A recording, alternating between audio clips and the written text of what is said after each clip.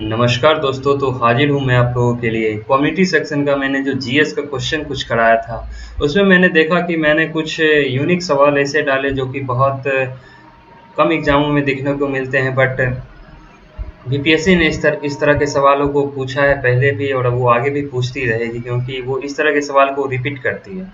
जैसा कि मैंने आपको ये सवाल डाला था, मैंने आज से ये 5-6 दिन पहले डाला था, इस पे लगभग 65 लोगों ने आंसर दिया है, बट ये मेजॉरिटी ऑफ द सेक्शन जो यहाँ पे आंसर है वो रॉन्ग आंसर है। जैसे हमारा क्वेश्चन था, यहाँ पे मैं क्वेश्चन को थोड़ा जूम कर देता हूँ। ये क्वेश्चन मैंने पूछा था, पैसिव रेजिस्टेंस यानी निष्क्रिय विरोध के सिद्धांत का प्रतिपादन किसने किया था? तो इसमें आप देख सकते हो कि महात्मा गांधी को यहाँ पे 38% वोट मिले हैं और यहाँ पे बाल गंगाधर तिलक को 34% लोगों ने सही कहा है। बट इसका राइट आंसर जो है, यहाँ पे आप 20% देख सकते हो, अरविंद घोष, ये इसका राइट आंसर है। अरविंद घोष, जिन्होंने कि पैसिव रेजिस्टेंस का सिद्धांत दिया था। तो यहाँ पे आपका राइट आंसर डी हो जाएगा। चलिए नेक्स्ट क्वेश्चन पे चलेंगे। नेक्स्ट क्वेश्चन हमने पूछा था पॉलिटी से। यहाँ पर भी अब मेजोरिटी ऑफ जो यहाँ पे आंसर दिया गया है ये रॉन्ग आंसर है। यहाँ पे हमने पूछा था उच्च न्यायालय के मुख्य न्यायाधीश की सेवानिवृत्ति की आयु क्या है। यहाँ उच्च न्यायालय और उच्चतम न्यायालय में थोड़ा डिफरेंस है। उच्च न्यायालय का मतलब है हाई कोर्ट और उच्चतम न्यायालय का मतलब है सुप्रीम कोर्ट। उच्च न्यायालय हमारे विभिन्न जो स्टेट हैं उनमें होते हैं। तो अभी तक जो भारत में टोटल उच्च न्यायालय है उसकी संख्या 25 हो चुकी है। 25 में सबसे जो लेटेस्ट में अभी जो बना है, आप करंट अफेयर का भी जो क्वेश्चन है, झारखंड का जो उच्च न्यायालय का अभी उद्घाटन समारोह हुआ था पिछले महीने, तो उसमें देखा गया था कि वो भारत का सबसे बड़ा जो उच्च न्यायालय है हाईकोर्ट, वो बन के तैयार हुआ है। तो अभी आपका करंट अफेयर पूछ भी सकता है सबसे बड़ा उच्च न्यायालय कौन सा है, तो वो झारखंड हाईकोर्ट है। तो उस उच्च न्यायालय के मुख्य न्यायाधीश जो होते हैं, उनकी जो सेवानिवृत्ति की आयु है वो 62 साल की होती है, जो कि राइट आंसर यहाँ पे बस 134 लोगों में मात्र 22% लोगों ने इसका आंसर राइट बोले। यहाँ 62% बोला है, बाकी यहाँ पे 65%, 72% लोगों ने कहा है कि इसका आंसर 65 ईयर होना चाहिए, बट ये रॉन्ग आंसर है। तो 65% जो है, ये 65 ईयर जो है, ये उच्चतम न्यायालय के यानी सुप्रीम कोर्ट के मुख्य न्यायाधीश का जो सेवानिवृत्ति आयु होता है वो 65 साल होता है।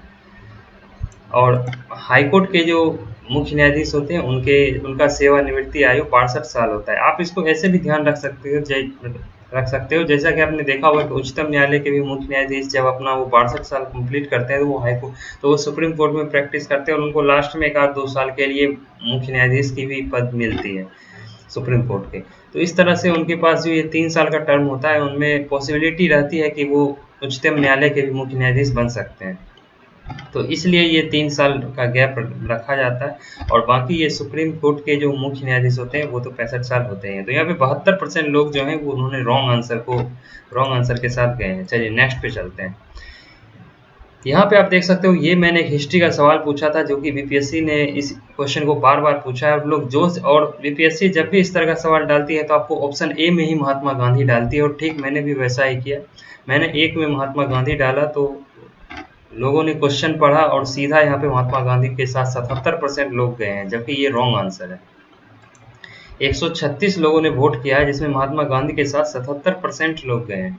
सुभाष चंद्र बोस के साथ 8% गए हैं, वल्लभ भाई के साथ 2% गए हैं। ये सारे आंसर रॉन्ग हैं। तो यहाँ पे इसका आंसर क्या होगा, तो इसका आंसर वैसे डी हो, ये ई होगा, ऑप्शन नंबर ई, इनमें से कोई नहीं। ये एक से अधिक भी नहीं होगा, ये होगा इनमें से कोई नहीं, जो कि 13% लोग हैं जो कि अपनी तैयारी को बहुत अच्छे से कर रहे हैं और जीएस को सही से पढ़ भी रहे हैं। और यही 13% ऐसे बच्चे हैं जो कि सिली मिस्टेक को अवॉइड करते हैं एग्जामों में। तो यहाँ पे भारत छोड़ो आंदोलन का नेतृत्व इनमें से किसी ने नहीं किया है। भारत छोड़ो आंदोलन जो कि 1942 ईस्वी में शुरू हुआ था, तो उस टाइम इस आंदोलन की रूपरेखा महात्मा गांधी ने जरूर बैठ के तैयार की थी।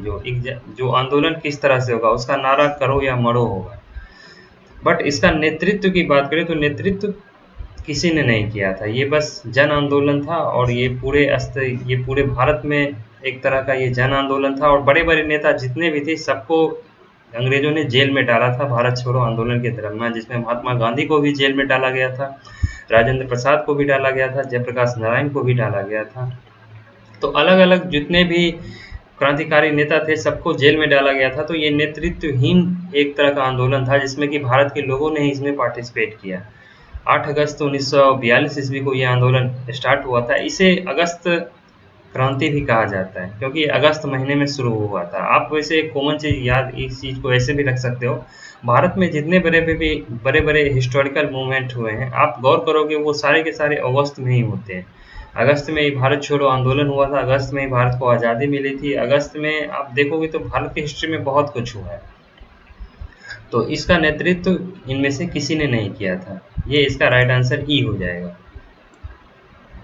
नेक्स्ट क्वेश्चन जो हमने यहाँ पे बिहार जीके से पूछा था, ककोला जलप्रपात, तो यहाँ पे 88% लोगों ने नवादा कहा है, जो कि राइट आंसर है। तो ये कम्युनिटी का कुछ क्वेश्चन था जो कि मैंने सोचा कि मैंने देखा कि यहाँ पे काफ़ी सारे रॉन्ग आंसर के साथ लोग जा रहे हैं।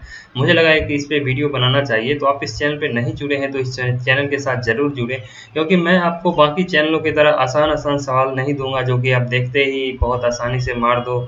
मैं वो वैसे ही सवाल डालूंगा जैसे कि बीपीएससी डालती है, ताकि आप थोड़ा कंफ्यूज हो और आप जब भी मेरे अगर चैनल पे हैं और क्वेश्चन को अटेम्प्ट करते हैं तो थोड़ा ध्यान से उस क्वेश्चन को अटेम्प्ट करें। अगर हो सके तो आप उस आंसर का जवाब आप कमेंट सेक्शन में भी एक्सप्लेन करके और थोड़ा बेहतरीन तरीके से समझा सकते हैं ताकि बाकियों को भी समझ में आए। तो यही था जो मैंने सोचा कि आपके लिए कम्युनिटी सेक्शन का यहाँ पे कुछ क्वेश्चन का डिस्कस कर लूँ।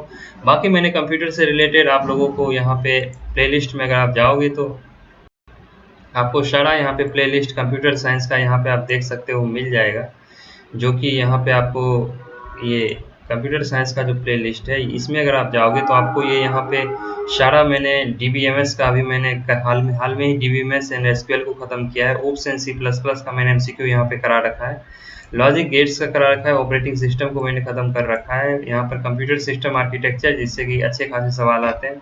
बाकी मैंने कुछ प्रीवियस ईयर के क्वेश्चन भी करा रखे हैं जिसमें कि पटना हाईकोर्ट और राजस्थान के जो कंप्यूटर टीचर के हुए थे वो सब क्वेश्चन आपको मिल जाएंगे। तो आप ज़्यादा से ज़्यादा इस वीडियो को व्यू करें ताकि आपका MCQ प्रैक्टिस भी अच्छा हो। बाकी आप जो थ्योरी का जो सेक्शन है उसको भी आपको कवर करना है और तभी आपकी बेटर अंडरस्टैंडिंग हो पाएगी, क्योंकि थोड़ा भी अगर क्वेश्चन को आपको घुमाता है तो वहाँ पे आपको थ्योरी ही साथ देगा। तो इसलिए अपने नोट्स को भी पढ़ते रहिए, बुक्स को भी पढ़ते रहिए। बुक्स और नोट्स कैसे क्या पढ़ना है वो सब मैंने पिछले के वीडियो में आपको बता रखा है, तो इसमें ज़्यादा आपको बताने की कुछ मुझे नहीं लगता है कि ज़रूरत पड़नी चाहिए। तो यही था, चलिए मिलते हैं हम किसी कंप्यूटर के कोशिश करेंगे कि मैं दो तीन टॉपिक ऐसा है जो कि मैं चाह रहा हूँ कि मैं करा दूँ, तो मैं ज़रूर चाहूँगा कि वो सब टॉपिक आपको ख़त्म करवा दूँ। तो इस चैनल पे बने रहिए और दोस्तों के साथ अपने इस वीडियो को शेयर कीजिए। हो सके तो अपनी फैमिली में जितने भी डिवाइस हैं उन सारे डिवाइस से आप इस चैनल को सब्सक्राइब कर सकते हैं, ताकि ज़्यादा से ज़्यादा जब तक इस चैनल को